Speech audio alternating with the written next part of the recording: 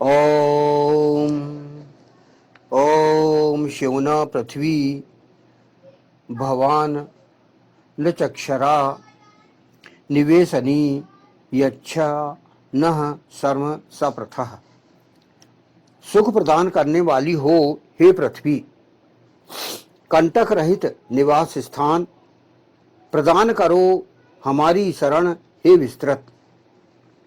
ये मंत्र जो लिया गया जो ऋग्वेद के प्रथम मंडल का 22वां सूक्त है और इस 22वें सूक्त का यह 15वां मंत्र है। इस 15वें मंत्र के ऋषि है भगवान वेदातिथि महिमत कांड और इस मंत्र का जो प्रमुख विषय है वह है पृथ्वी। प्रमुख विषय अर्थात दिव्य विषय पृथ्वी है और छंद इसका जो है विराट गायत्री है और स्वर षड्ज है।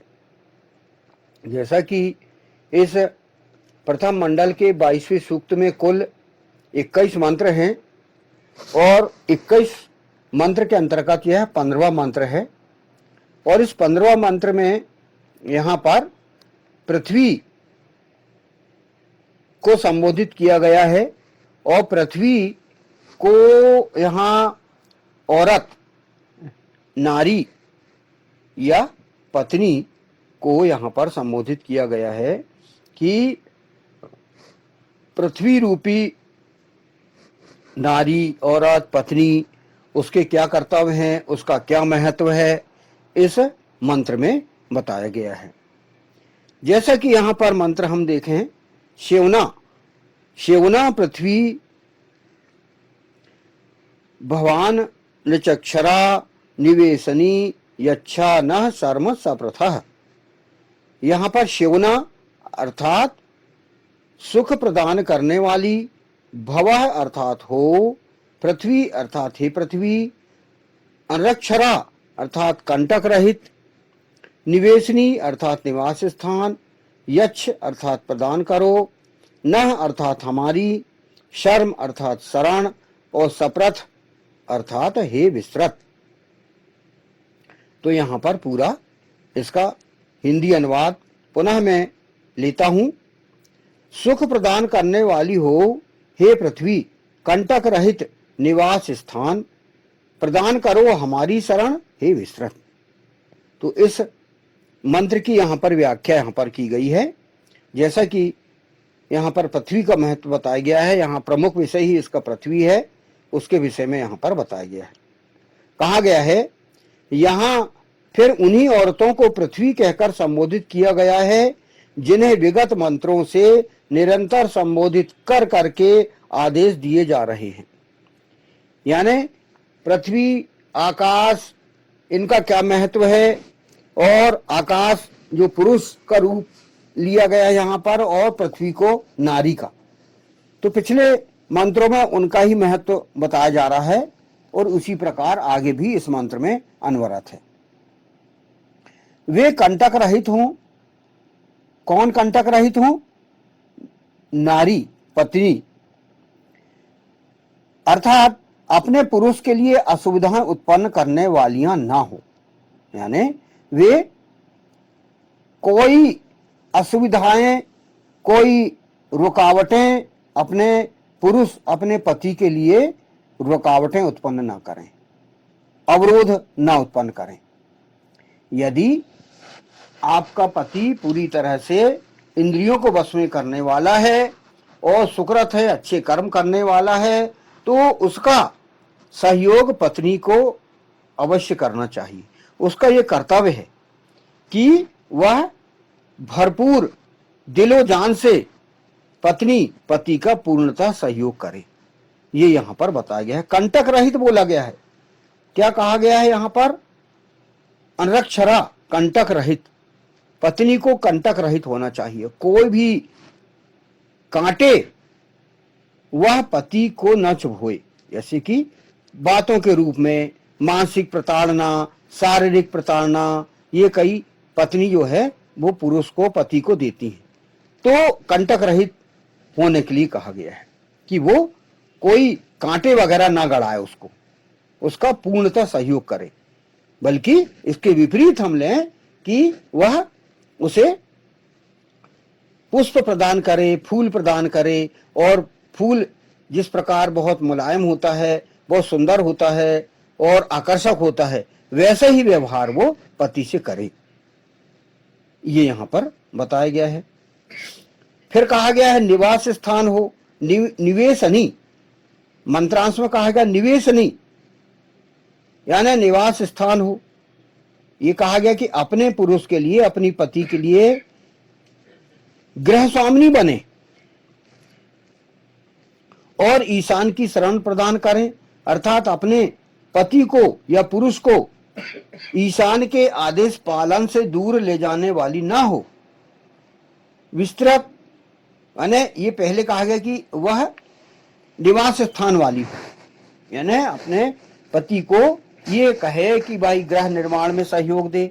निवास स्थान मतलब अपना घर बनाने में वो सहयोग करे। जैसे कि पत्नी कहा गया है कि औरत ही घर है, औरत ही घर है।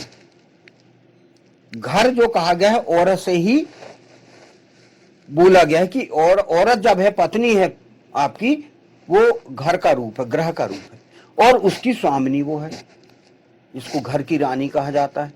तो घर की रानी तो वो जब रहे तो अपने पुरुष को पूर्णतः सहयोग करे घर निर्माण में, गृह निर्माण में।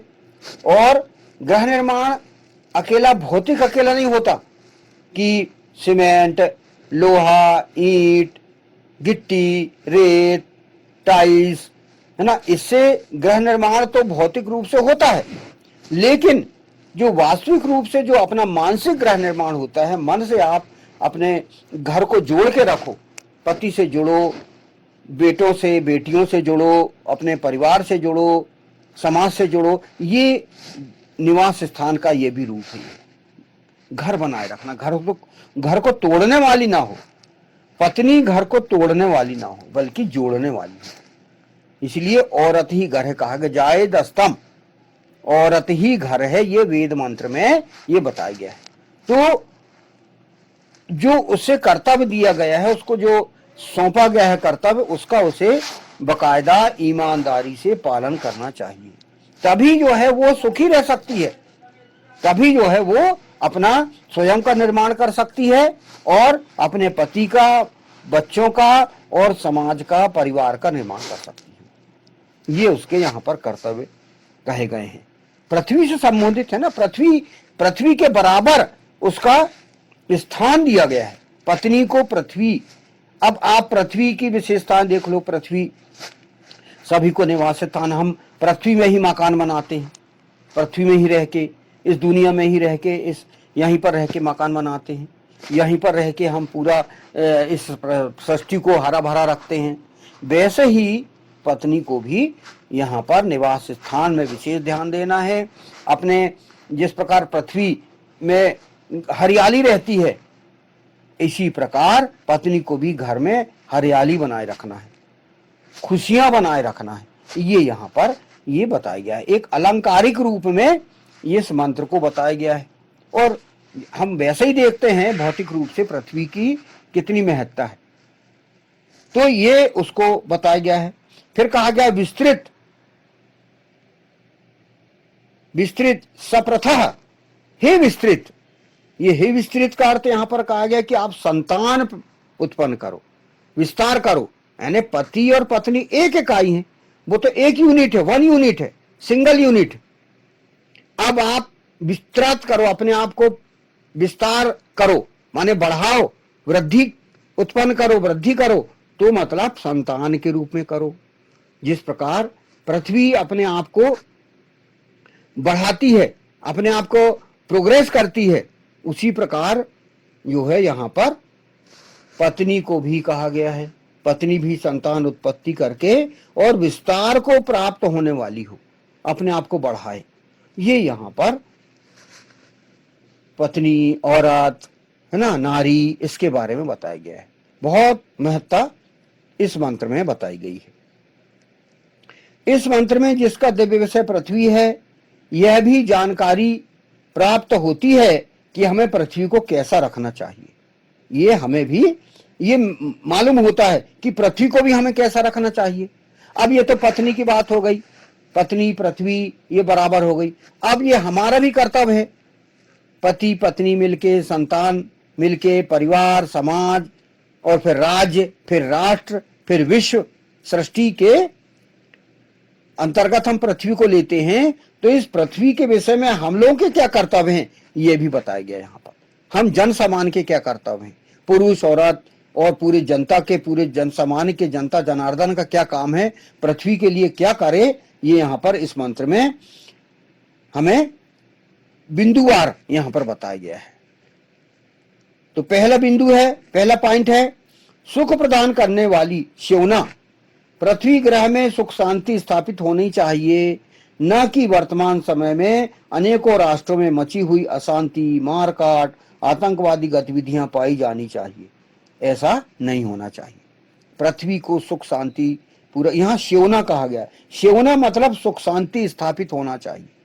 पृथ्वी में कोई आतंकवाद नहीं होना चाहिए, कोई लड़ाई झगड़े युद्ध बिल्कुल नहीं होना चाहिए, ये यहाँ पर बताया गया है।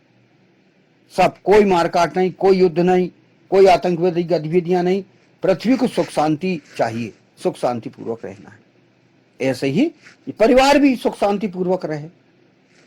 दूसरा है कंटक रहित अनरक्षरा, संपूर्ण पृथ्वी ग्रह जन सामान्य के लिए असुविधा उत्पन्न करने वाली गतिविधियों से मुक्त हो, जो चाहे जहां चाहे प्रगति कर सके, कोई राष्ट्र किसी भी राष्ट्र के नागरिकों के मार्ग में रुकावट ना पैदा करे, जनहित के लिए पूरे विश्व का वातावरण अनुकूल हो। यानी यहां पर हमें कोई भी रुकावट, कंटक या कांटे उत्पन्न नहीं करना है पृथ्वी के